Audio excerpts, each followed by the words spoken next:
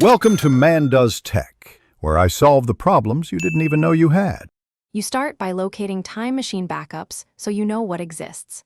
First, open System Preferences and confirm the backup disk name and status.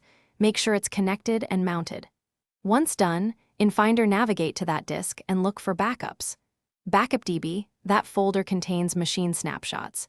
You do this because Time Machine stores hourly/daily/monthly snapshots there, and seeing the folder is the first concrete proof of backups before you browse or restore specific files. Next, you inspect app snapshots, which Time Machine uses on modern Mac OS. Open Terminal and run tmutil list/locale/snapshot/ to see local snapshots. This tells you recent automatic points.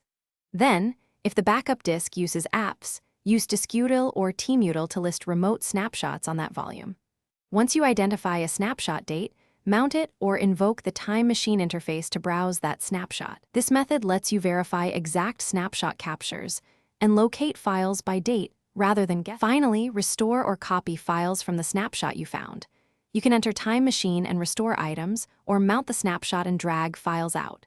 If the backup disk doesn't appear, run disk utility first aid, try a different cable or port, and verify the disk format is supported. These steps resolve most visibility issues. When permission errors occur, use sudo in terminal or adjust sharing and ACLs. If problems persist, verify backups with tmutil verifit checksums to confirm integrity before relying on them. Thanks for watching.